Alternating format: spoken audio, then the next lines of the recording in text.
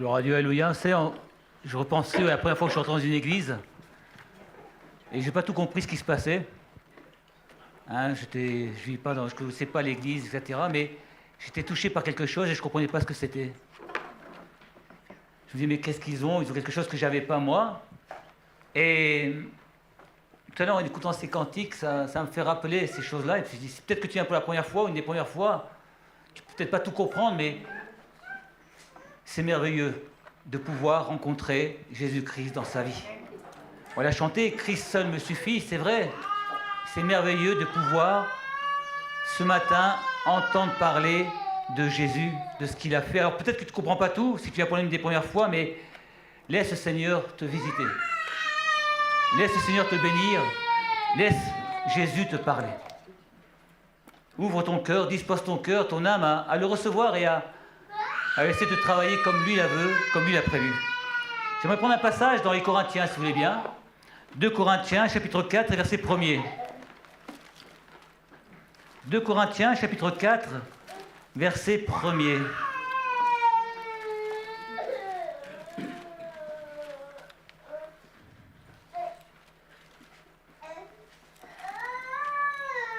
« 2 Corinthiens, chapitre 4, verset 1er. Voilà ce qui est écrit. C'est pourquoi, ayant ce ministère selon la miséricorde qui nous a été faite, nous ne perdons pas courage. Nous rejetons les choses honteuses qui se font en secret. Nous n'avons point de conduite astucieuse et nous n'altérons point la parole de Dieu. Ce verset qui m'intéresse, c'est « Et nous n'altérons point la parole de Dieu ». Un deuxième passage dans les Corinthiens toujours, chapitre 2, verset 17. 2 Corinthiens, ça vous fait pas beaucoup changer de page, comme ça c'est la même page normalement, pratiquement. 2 Corinthiens 2, verset 17. Paul dira aux Corinthiens, « Car nous ne falsifions point la parole de Dieu, comme font plusieurs, mais c'est avec sincérité, et c'est de la part de Dieu que nous en parlons en Christ devant Dieu. » Ce matin, j'aimerais parler du fait d'altérer la parole de Dieu. Paul le rappellera aux Corinthiens, attention de ne pas altérer la parole de Dieu. Alors altérer, qu'est-ce que ça veut dire exactement? Ça veut dire falsifier, ça veut dire fausser la parole de Dieu. Et falsifier, ça veut dire dénaturer une substance. Enlever ce qui est important dans la substance, enlever ce qui pourrait être important pour nous dans la parole de Dieu. Paul dira à Timothée, toute l'écriture est inspirée de Dieu et utile pour enseigner, pour convaincre, pour corriger, pour instruire dans la justice. Paul dira toute l'écriture. Amen. Pas seulement une partie. Toute écriture est inspirée de Dieu. En lisant la parole de Dieu, nous devons réaliser, peut-être qu'on ne réalise pas toujours, que c'est Dieu qui l'a inspirée. C'est Dieu qui a voulu que cette parole nous arrive aujourd'hui en 2023. Et c'est important de le réaliser, parce qu'il nous faut la vivre, la parole de Dieu. Nous devons vivre la parole de Dieu avec vérité, comme dit la parole, et avec force. Pour cela, je pense qu'il y a un besoin, c'est d'être sincère. Qu'il n'y ait pas d'hypocrisie dans notre cœur. Vous savez, parfois on est un peu hypocrite, hein, comme les pharisiens qui disaient aux hommes de faire les choses et qu'ils ne le faisaient pas eux-mêmes. Sans hypocrisie, c'est important, sans malhonnêteté.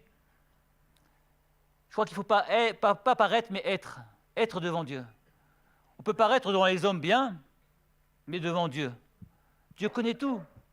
Dieu est au courant de tout et lorsque nous lisons sa parole, il faut prendre toute la parole de Dieu et non pas ce qui nous intéresse. Notre nature humaine, elle, ferait le tri. Tiens, ça j'aime bien. Quand Dieu me parle des bénédictions, j'ai envie de les prendre. Et quand Dieu me parle de ses contraintes, de ce qu'il veut pour ma vie, là, ça me plaît moins. Notre charnel aime bien, a des désirs, des priorités, mais est-ce que nos priorités sont celles que le Seigneur veut que nous ayons? Une grande question. Ésaïe dira à celui qui est ferme dans ses sentiments, tu assures la paix. Si tu es ferme dans tes sentiments, Dieu assurera la paix parce qu'il se confie en toi, Seigneur. Alors, en qui te confies-tu ce matin?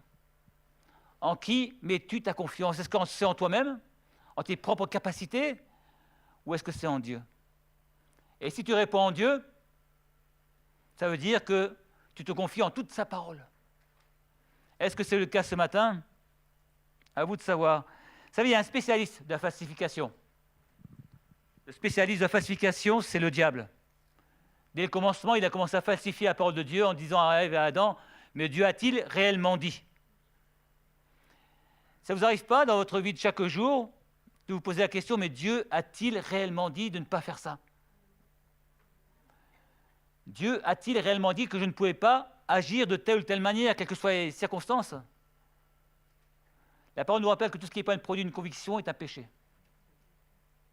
Alors, si vous vous posez la question, posez-vous cette question, est-ce que c'est une conviction dans mon cœur qu'il faut faire cela? Si vous n'avez pas cette certitude, Dieu a-t-il réellement dit de le faire? Le diable est le maître de la falsification, et si on lui laisse une place, croyez-moi, il va rentrer et prendre la place. Et il fera tout pour nous détourner de la parole, mais de la vérité. Je pense que dans nos cœurs, il y a de la sincérité vis-à-vis de Dieu, vis-à-vis de ce qu'il nous demande, vis-à-vis de sa parole, mais est-ce qu'on a vraiment envie de vivre pleinement toute la parole de Dieu? Ce n'est pas facile, ce n'est pas simple, et ça demande d'autre part des efforts. La parole de Dieu est importante. Ce qui prouve l'importance de la parole de Dieu, c'est qu'on veut la falsifier. Vous savez, ce qui n'a pas d'importance, on ne le falsifie pas. Hein. Si je vous donne un petit morceau de pain, vous n'allez pas le falsifier, ce n'est pas important. La parole de Dieu est importante. Et le but de l'adversaire, c'est de nous détourner de toute la parole de Dieu. De nous détourner du message de l'Évangile pour nos vies, mais aussi du message que Dieu a prévu pour notre vie aujourd'hui, demain et après-demain, tous les jours de notre vie. En ayant la parole de Dieu, nous avons le bien le plus précieux. Amen. Est-ce qu'on en est conscient? Est-ce qu'on est conscient que ce que Dieu nous a laissé, c'est quelque chose d'extraordinaire? Alors vous allez me dire, oui, c'est tellement extraordinaire qu'on ne la lit pas parfois. C'est tellement merveilleux que parfois on laisse la parole là et puis on va faire autre chose. Ah non, pas nous peut-être, nous on est tellement bien, parfait. Tellement merveilleux que ce bien que Dieu nous a laissé, quand il nous parle, parfois on l'oublie. Parfois la parole est sur son étagère. Tiens, tu as la Bible? Oui, c'est bien d'avoir la Bible, mais c'est mieux de la lire, croyez-moi. Je préfère que ma Bible, moi, soit abîmée et usée que toute neuve sur une étagère. Alors, je ne sais pas ce que vous faites de ce bien précieux. Si c'est un bien précieux pour vous, hein, moi, c'est votre choix. Hein. Je ne peux pas vous obliger à lire la parole de Dieu ni à la vivre. Est-ce que cette parole est vraiment pour vous quelque chose d'important? Je dirais de vital. Pourquoi? Parce qu'elle nous nourrit.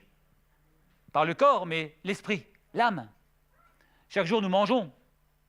Nous nous nourrissons, mais est-ce que mon âme est nourrie chaque jour par la parole de Dieu? Est-ce que ce bien précieux, puisqu'on l'a dit, vraiment pour moi est important? Est-ce que je sers la parole contre mon cœur? Non pas parce que ça fait spirituel, ça fait évangélique, mais afin de ne pas pécher contre le Seigneur. Chacun répondra ce qu'il voudra. Hein. Moi, je pose que des questions. C'est facile de poser des questions, mais chacun met les réponses qu'il a envie de mettre. Hébreux 4,12 est écrit « Car la parole de Dieu est vivante et efficace ». Ce n'est pas un livre mort que nous lisons. Lorsque nous lisons la parole de Dieu, si nous sommes attentifs, si nous la lisons afin que Dieu nous parle, Dieu va nous parler. Mais si je la lis pour dire « Écoute Seigneur, j'ai fait ma BA ce matin, j'ai lu la parole de Dieu », certes, Dieu ne va pas nous parler. C'est bien de la lire. C'est mieux de ne pas la lire, mais qu'est-ce qu'on attend de la parole de Dieu? Qu'est-ce que j'attends quand chaque jour, si j'ouvre chaque jour la parole de Dieu, j'ouvre la parole de Dieu. Qu'est-ce que j'attends de cette parole? Un message, une pensée, une direction de Dieu pour ma vie? Ou simplement le fait de dire, bon, je suis un bon chrétien de Pentecôte parce que je lis ma parole? Qu'est-ce que je veux vivre avec Dieu lorsque je lis sa parole? Qu'est-ce que j'attends de la parole de Dieu? Jean 17, 17, il est écrit « Sanctifie-les par ta vérité, ta parole est la vérité ». Recevoir la parole de Christ, c'est recevoir Christ dans nos vies. Refuser la parole de Christ, c'est refuser Christ dans notre vie. On a chanté « Christ est tout pour moi ». Moi, j'aime bien ce cantique, mais J'aime bien le chanter, mais j'aime mieux le vivre. Amen. Il veut vivre ce cantique, Christ est tout pour moi. C'est des petits mots, pas beaucoup de mots, Christ est tout pour moi. Mais est-ce que Christ est tout pour ta vie ce matin? Est-ce qu'il est le centre de ta vie? Est-ce que le Seigneur est le centre de notre vie chaque jour? Alors peut-être que ce matin on va dire oui, mais hier, qu'en était-il? Et avant-hier? Et tout à l'heure? Quand on va quitter ce lieu, est-ce que le Seigneur sera toujours le centre et le centre de ta vie? Posons-nous la question. Il a dit, et Christophe le reprenait, je suis le chemin, la vérité et la vie. Si on parle de la parole de Dieu, on va parler de la vérité. Et si on parle de la vérité, on doit refuser le mensonge. Ça paraît évident. C'est simple. Mais parfois, dans nos vies, il y a une vie de mensonge. Des choses cachées qui sont là, qu'on ne veut pas révéler, qu'on ne veut pas apporter au Seigneur, et on continue à vivre dans le mensonge. Comment vivre la parole de Dieu? Comment dire Christ est tout pour moi si je vis dans le mensonge? Est-ce que quelque part on ne falsifie pas la parole de Dieu? Alors si vous ne le faites pas, tant mieux. Hein. Si vous le faites, c'est pas grave, on a un intercesseur auprès du Père. Mais à condition de vouloir changer, de vouloir vraiment qu'il y ait dans notre cœur un changement complet et radical. Ça, il y a une partie des chrétiens qui ne lisent plus la parole de Dieu. Pourquoi? Parce qu'ils se contentent de la vie spirituelle en écoutant des messages. Ils disent, tiens, Seigneur, j'aime pas trop lire la parole, mais j'ai écouté la parole, tiens, j'ai écouté un message d'un prédicateur quelconque. Et puis on les voit constamment sur Internet à écouter des messages. C'est bien, mais ce n'est pas suffisant. Parce que ce qui est raconté sur Internet n'est pas toujours vrai. La parole nous rappelle que les chrétiens de Béret contrôlaient ce qui était prêché pour voir si c'était la parole de Dieu. On n'a pas le droit de dire aujourd'hui j'ai plus besoin de la parole de Dieu, c'est pas vrai. Si nous disons ça, c'est que nous sommes bernés par l'adversaire, par l'ennemi qui veut nous tromper et tromper nos âmes. Nous devons forcément plonger nos regards dans la loi parfaite. Alors si vous le faites, tant mieux. Si vous ne le faites pas, c'est pas grave, on peut toujours se reprendre et repartir. Se dire dorénavant, Seigneur, je m'engage chaque jour à prendre ta parole et à la lire. C'est un choix, une décision. On peut le faire ce matin. Hein. Ce matin, tu peux dire, Seigneur, dorénavant, tous les jours, je vais plonger mes regards dans ta parole parce que j'ai besoin que tu me parles, Seigneur. Qui n'a pas besoin que le Seigneur lui parle? Nous avons tous besoin que le Seigneur nous montre des choses qui ne vont pas encore. Nous parle, nous console parfois. Ça, on aime bien être consolé par le Seigneur. Mais quand le Seigneur nous reprend, on aime moins. Quand il dit, t'as vu là dans ta vie, ça ne va pas. T'as vu ce que tu as fait là? C'est pas tout à fait dans la parole. Et là, on voudrait dire, mais Seigneur, est-ce que ta parole, vraiment, il faut la prendre complètement? Est-ce que vraiment ce matin, je suis obligé de prendre toute ta parole? Il y a des choses qui ne me plaisent pas dans ta parole. Des choses difficiles à lire, à vivre. Des choses que je voudrais tellement enlever, vous savez? Enlever certaines pages qui nous embêtent. La parole est entière et totale. Amen. Paul dira encore aux Thessaloniciens, c'est pourquoi nous rendons grâce à Dieu de ce qu'on reçoit la parole de Dieu, que nous avons fait entendre, vous l'avez reçue non comme la parole des hommes, mais comme elle est véritablement la parole de Dieu. Elle est la parole de Dieu, ce n'est pas des hommes qui prêchent, c'est Dieu qui se sert d'hommes et de femmes pour parler à d'autres. Dieu qui se sert de sa parole écrite, laissée, inspirée, pour toucher nos cœurs, pour toucher nos vies, afin que nous puissions progresser. Je parlais de ma conversion tout à l'heure, et quand je suis arrivé à Dieu, je n'étais pas parfait, loin de là, je ne suis toujours pas. Mais dans ma vie, il y a un cheminement à avoir. Est-ce que je suis sur le chemin ou non pour progresser dans ma vie spirituelle? Ou est-ce que je stagne? Et si je stagne, pourquoi je stagne? Vous savez, la réponse, généralement, c'est « j'ai plus la parole de Dieu et je ne prie plus ». Ne cherchez pas pour aller plus loin. Si on ne prie pas et qu'on ne dit pas la parole de Dieu, forcément notre vie va stagner. Et si elle stagne, je pense qu'elle va reculer, notre vie spirituelle. Et un petit peu à la fois, elle va s'étioler. Souvenez-vous du temps de votre conversion. Si on y arrive, parce que certains, ça fait très longtemps. Quel feu on avait pour le Seigneur. Quel feu! Moi, je me souviens, la Bible, je l'ai lue, parce que je vais prendre le train 1h30 par jour.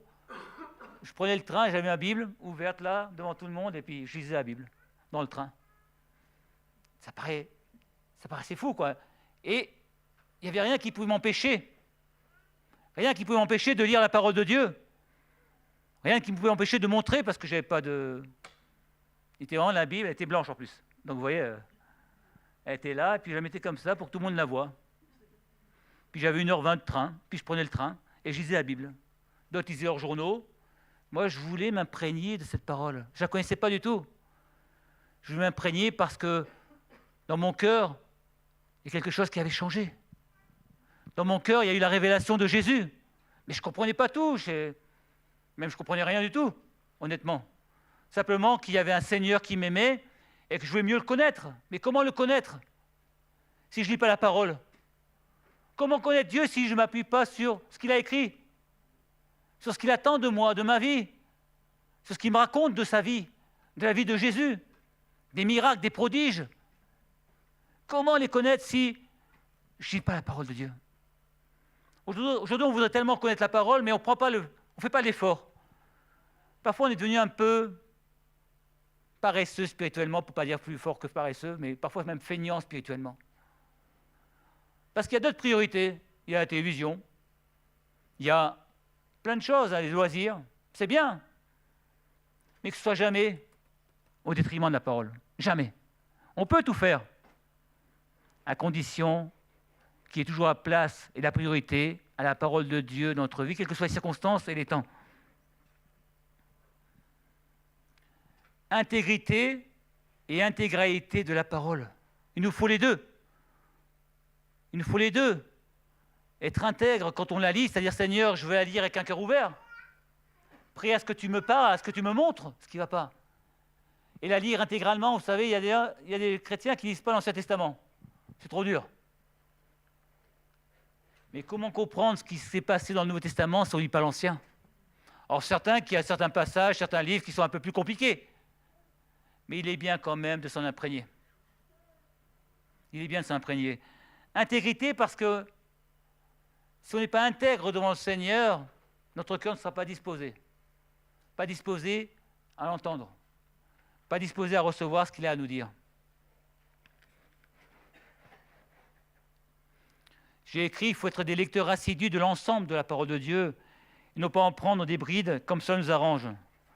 Ne pas adapter la parole à nos besoins ou nos envies, mais se déterminer notre vie en fonction de ce que dit la parole. Parfois en fonction de nos besoins, de situation, mais Seigneur, tu es sûr que là, je ne peux pas. Et puis parfois on essaie un peu de dévier de la parole de Dieu. C'est facile, hein, très facile, parce que la chair est là. Et notre chair n'a pas envie de toute la parole de Dieu, parce qu'elle ne correspond pas à notre vie charnelle. La parole de Dieu, c'est pour nous aider à vivre spirituellement notre intimité avec le Seigneur. Le Seigneur ne nous a pas laissés tout seuls quand même. La parole nous dit qu'il nous a envoyé le Consolateur, l'Esprit de vérité qui nous conduira dans toute la vérité. Lorsque nous lisons la parole de Dieu, il est important de demander au Saint-Esprit de nous conduire. Il est important de demander au Saint-Esprit de nous guider dans la compréhension de sa parole. Par nous-mêmes, on ne peut pas tout comprendre. Par nous-mêmes, je dirais même qu'on comprend peu de choses. Mais lorsque le Saint-Esprit nous éclaire, lorsque le Saint-Esprit nous parle, nous dit, mais tu vois, ça c'est pour toi. Pas le voisin, hein, ni le chrétien, mais le Saint-Esprit. Parce que vous savez, quand on prêche la parole, souvent le voisin, tiens, il a prêché pour un tel, pour un tel. Non, mais qu'est-ce que le Saint-Esprit te dit ce matin? Qu'est-ce que le Saint-Esprit veut te révéler dans ton cœur, dans ta vie? Paul dira aux Corinthiens, on l'a lu, nous rejetons les choses honteuses qui se font en secret. Nous rejetons les choses honteuses qui se font en secret. Alors, je ne connais pas votre vie, j'ai déjà du mal à connaître la mienne parfaitement, mais qu'y a-t-il au plus secret de notre cœur? Y a-t-il des choses honteuses que nous gardons là au profond de notre cœur et qu'on ne veut pas apporter au Seigneur? Y a-t-il des choses encore qui ne sont pas la gloire de Dieu et que l'on garde précieusement? Nous devons rejeter ces choses honteuses, ne plus les vouloir, ne plus les vivre, ne plus les accepter. Le réaliser et demander au Seigneur de nous aider. Amen. Et il dira encore, nous n'avons point une conduite astucieuse. Parfois, vous savez, on est un peu astucieux avec le Seigneur. Hein. On essaie de prendre des chemins détournés. Seigneur, tu vois, je ne peux pas venir à la réunion parce que j'ai ça, ça ou ça, mais bien souvent, ce sont de fausses excuses. Qu'on se trouve parce qu'on n'a pas envie de faire l'effort, de se lever, de sortir de chez soi, de venir prier, intercéder. Il y a les vraies raisons. Il y a aussi parfois de notre part des conduites astucieuses. On essaie de jouer avec le Seigneur, comme si il ne voyait pas tout, comme s'il ne connaissait pas le plus profond de mon cœur, de ton cœur. Paul nous dira, mais rejetez ces choses, ne les acceptez pas. Refusez de falsifier la parole, parce que lorsqu'on rejette ces choses, on lit dans la parole. Lorsqu'on les accepte, on falsifie la parole de Dieu. On falsifie la pensée que Dieu a pour nous.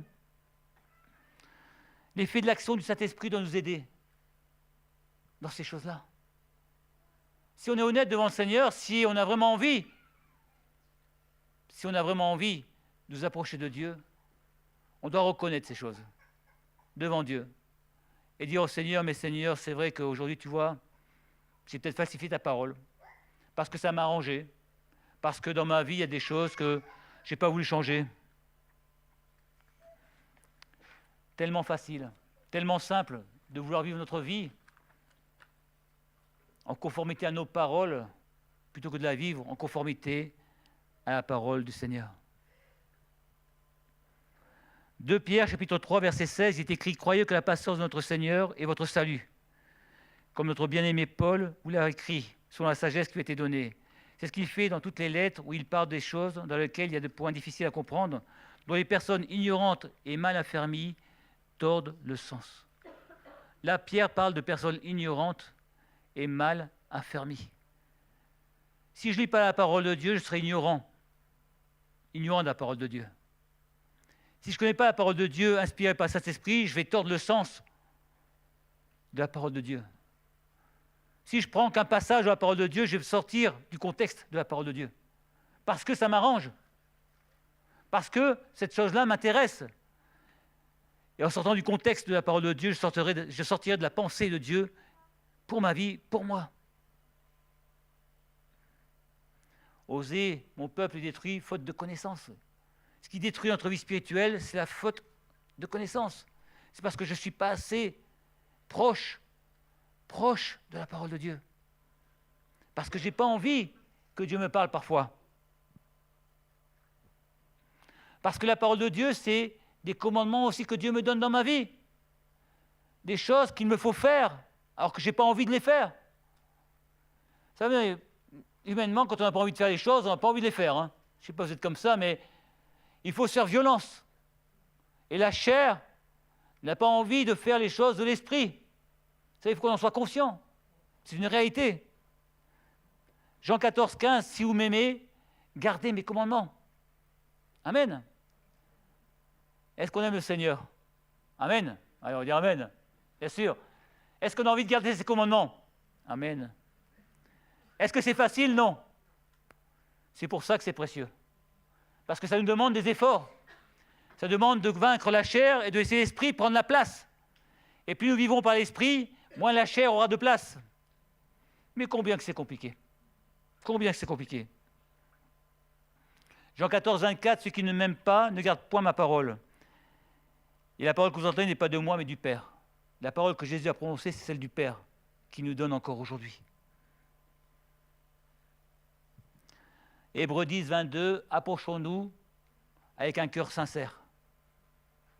Approchons-nous avec un cœur sincère, dans la plénitude de la foi. Le cœur purifié d'une mauvaise conscience et le corps lavé d'une eau pure. Voulons-nous ce matin nous approcher du Seigneur avec un cœur sincère? Est-ce que j'ai vraiment envie ce matin de dire, Seigneur, c'est vrai que, sincèrement, aujourd'hui, il y a des choses qui ne vont pas dans ma vie. Il y a du boulot. Il y a du travail. Il y a de la réforme à faire. Mais Seigneur, parce que je t'aime, parce que je veux avancer avec toi, je veux faire ce travail. Je veux m'approcher de toi avec un cœur sincère. C'est tout part du cœur. Tout part de la disposition de notre cœur pour le Seigneur. Tout part de là. On a chanté ce cantique qui s'appelle « Cœur à cœur avec le Seigneur », mais est-ce que vraiment aujourd'hui on a ce cœur à cœur avec le Seigneur? Est-ce que vraiment on a envie de lui plaire? Non pas parce qu'on le craint forcément, même s'il y a la crainte du Seigneur, parce qu'on l'aime. Pourquoi allons-nous faire l'effort ce matin? Pour dire, voilà, il a prêché là-dessus, c'est vrai qu'il y a des choses, ou parce que j'aime le Seigneur, et parce que je l'aime, je veux lui plaire. Est-ce que dans mon cas, il y a de la générosité pour le Seigneur, pour son œuvre, pour son service, pour le suivre? Suis-je un chrétien généreux comme Dieu est généreux? C'est que Dieu est généreux. Il a donné sa vie, Jésus, pour lui, pour nous. Il a donné son Fils afin que nous soyons sauvés. La générosité, c'est quelque chose de gratuit, qui n'attend rien en retour. Est-ce que ce matin, je suis généreux pour le Seigneur? Ce matin, es-tu généreuse et généreux pour le Seigneur? Si on aime le Seigneur, il y a des choses qu'on doit laisser, nos querelles, nos disputes, nos envies, nos mauvaises attitudes, nos paroles. Il y a plein de choses à changer. Notre jalousie, parfois, qui est là, notre rancœur, qui est tenace et qu'on ne lâche pas. Si on veut plaire au Seigneur, il y a plein de choses qu'il faut changer. Et si on s'approche de Dieu, Dieu va nous aider. Moi, je le crois. Si notre cœur est sincère devant lui, si on veut vraiment qu'il y ait des changements dans nos vies, on peut lui faire confiance. On peut lui faire confiance, il ne va pas nous laisser. Moi, je suis certain qu'il ne va pas nous abandonner. Au contraire, si on est sincère, le Seigneur va connaître la sincérité de nos cœurs. C'est en suivant la voie de la sincérité que nous arriverons à comprendre l'importance de la parole de Dieu, mais aussi l'importance d'une chose. Jésus nous a dit une chose importante, le chemin est étroit et resserré. Le chemin que nous avons emprunté en tant que chrétiens, ce n'est pas un chemin large et spacieux, c'est un chemin étroit et resserré. Ce matin, sommes-nous prêts à reprendre le chemin si on l'a laissé? Sommes-nous prêts à rentrer sur ce chemin étroit et resserré qui doit nous mener au Seigneur? Ce chemin étroit et resserré doit nous mener de la grâce, du salut, à la sanctification. Beau chemin, compliqué, mais on en parlera la prochaine fois. La prochaine fois, on parlera de cette pensée qui m'est venue de la grâce à la sainteté. Comment sommes-nous et comment marcherons-nous ce chemin qui part de la grâce, parce que c'est quelque chose de merveilleux, pour nous amener à nous approcher du Seigneur davantage et encore plus chaque jour. Amen. Notre Dieu, notre Seigneur, nous sommes là devant toi ce matin et rendons grâce, Seigneur. Notre désir, c'est de ne pas falsifier ta parole, mais de la vivre. Chaque jour davantage, plus près de toi, pour mieux te connaître, pour mieux t'aimer, pour mieux te servir. Seigneur, tu vois dans nos vies, il y a tellement de choses qui ne sont pas encore à ta gloire et pourtant nous voulons vraiment progresser. Aller de l'avant avec toi. Alors aide-nous, je t'en prie. Conduis-nous, bénis mes frères et sœurs, bénis-nous chacun dans nos besoins, qui auront dans notre cœur cette sincérité de te servir, de te suivre. Seigneur, que ta parole soit vraiment cette lampe à nos pieds, cette lumière sur mon sentier, qu'elle puisse vraiment me guider vers toi, Seigneur. Amen. Me guider pour m'approcher de toi encore ce matin. Seigneur, aide-nous vraiment à prendre conscience du merveilleux message que tu nous as laissé. À prendre conscience que ta parole, ce n'est pas un livre comme les autres. C'est ta parole. C'est ta volonté, c'est ta pensée pour nos vies. Non seulement en prendre conscience, mais puissions, Seigneur, revoir nos priorités, revoir nos voies, afin de la mettre en priorité dans notre vie chaque jour. Je t'en prie au nom de Jésus. Amen.